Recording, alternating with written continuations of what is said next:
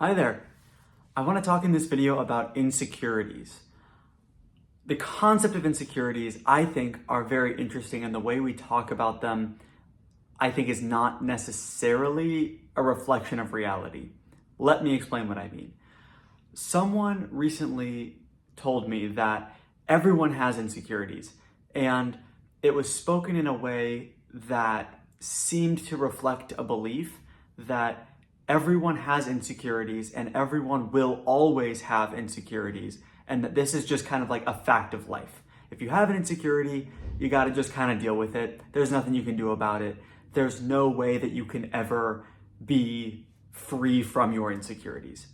That is something I reject wholeheartedly. I think that that is not true, and I want to explain why in this video. I think it is possible to be completely free from insecurities. There are people like that in the world. You can probably think of people who are not insecure about themselves.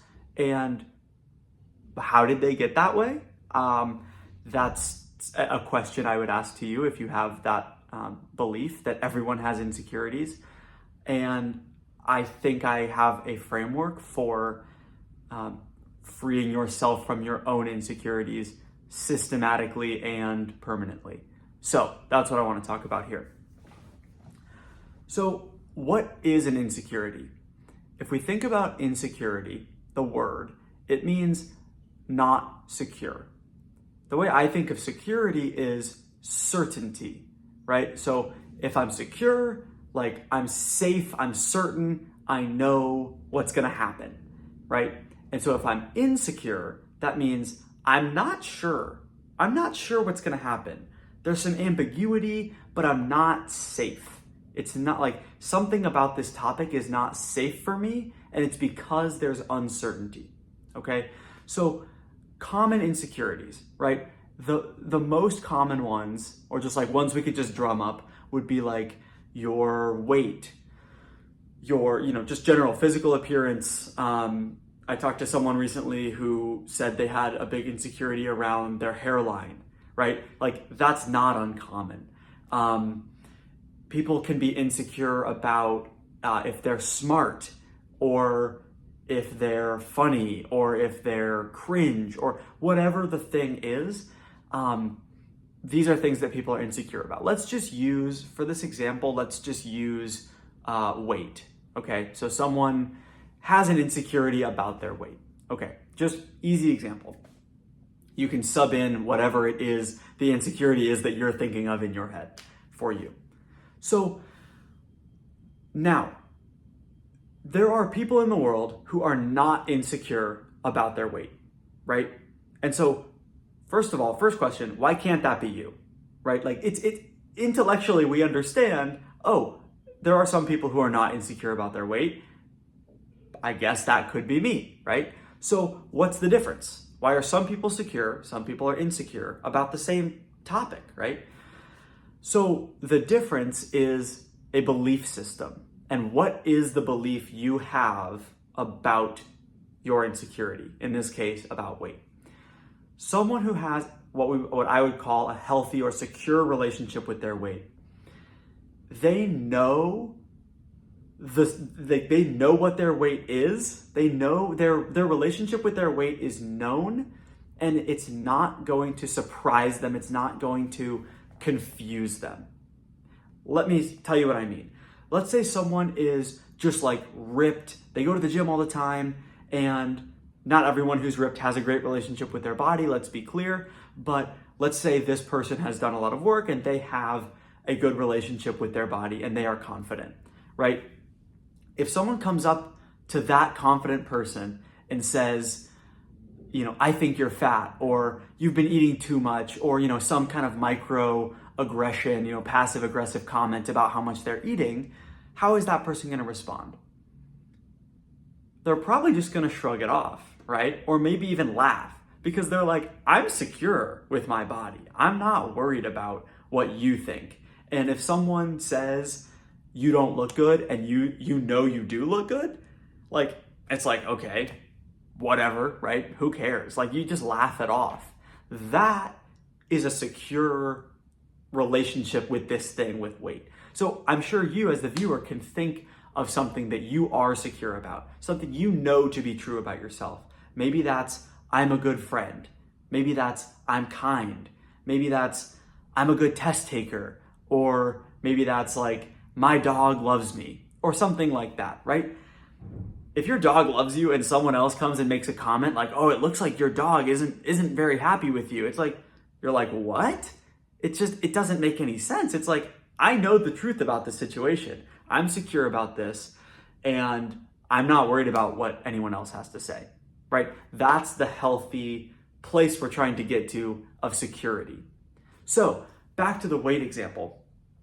If you're insecure about your weight and someone makes a passive aggressive comment about it, that is triggering, right? And that sends a person into a fear response, into like, wait, yeah, like they noticed that something's wrong with me. They noticed that maybe I'm not good enough. Maybe I'm not pretty enough. Maybe I'm not healthy enough. Whatever that insecurity is, it's triggered right there. And so we all are familiar with that feeling, right? Of kind of being called out on an insecurity we have. And it's not a fun feeling, right? Like I have empathy for someone who's going through that. And that's a very real response. Our body is trying to keep us safe from what it perceives to be social rejection or the isolation that might come if we are ousted from the tribe, right? I think it kind of goes back to tribalism, at least that's how I think about it. And so we want to conform, we want everyone to like us, we want to be good enough. And when someone points out an insecurity we have, it can feel really scary, right? So I understand that. But here's the thing, that feeling doesn't have to be true. Like we don't have to have that relationship with, in this example, our weight. That's not a fact of life, the way that some people say it is. So what I would advise to the person who has this relationship with their weight is to get curious about the relationship. And first of all, understand what is it that you're afraid is actually true. So when someone makes a passive aggressive comment about your weight, the reason it's triggering is because there's a part of you who thinks deep down, maybe they're right. Maybe I am overweight.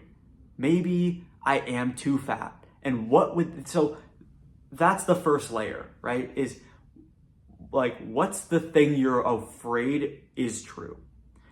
Then what I would ask you to engage with is, why would that be bad? What's the belief or the understanding that you have about the world that would mean that me being overweight is like really, really bad, like existentially bad, okay? Because that's how your body's reacting. Your body's reacting like this is an existential threat if I am too fat or I'm perceived as too fat by others, right? Why is your body responding that way? Why is that insecurity so deep, right? And the people who struggle with their weight, for example, likely, very, very likely, have a belief that being too fat means, there's kind of a logical leap here, means that they are not going to have access to love, safety, and belonging from others. Put simply, if I'm fat, no one will ever love me. So I can't be fat because no one ever loving me. That's the worst case scenario, right? That sucks. I don't want that, right? So our insecurities are actually our brain trying to protect us from this very scary thing over here, which is no one will ever love me. A lot of the times, that's it.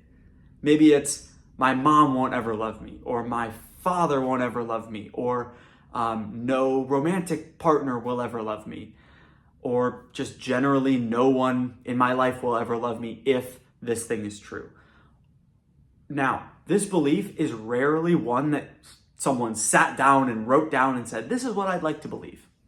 Usually this belief is kind of adopted, subconsciously, without your consent, via messages you receive maybe from your youth, from media, from mean things people said to you, from things that maybe your parents taught you, that just aren't necessarily true. But your brain was like, oh, well, in order to be loved, I need to be not fat.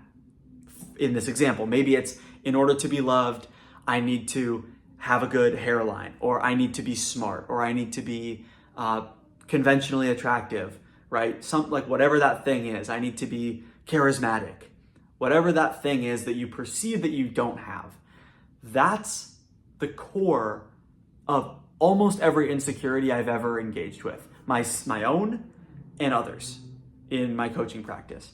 So fundamentally, our brains are protecting us from this very scary reality of, or not even reality, this very scary hypothetical of no one will ever love me.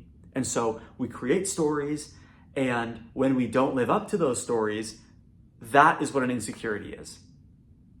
So hopefully you can see, and then I'm painting a picture of that's just a belief.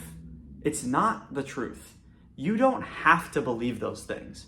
And when you notice that you have a belief, you can rewrite that belief. I've done that in my own life. I know for certain it's possible. And so many other people have done that too. These beliefs are easily, or maybe not easily, but simply rewritable. That's one of the main things. If I could blast a message out to all of humanity, I would tell them the things you believe are true oftentimes are not true, and you can change them. So there you go. But back to the topic of insecurities. So how can a person change? If a person says, okay, yes, I'm insecure about my weight. Now I understand that it's my brain's way of trying to keep love and safety and belonging available to me by monitoring my weight and kind of shrinking when someone points out that maybe there's something wrong with my weight, right? Now, Ethan, what do I do about that, right? So here's the thing.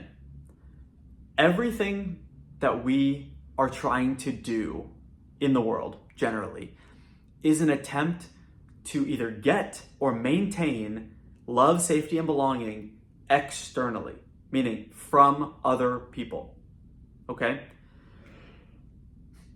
Excuse me. So when we're worried about our weight, we're worried about, is that person gonna love me? Is that person gonna make me feel safe? Is that person going to make me feel like I belong, right? Fundamentally, all of that is outside of our control. It's not sustainable. It's not something that we can control, really.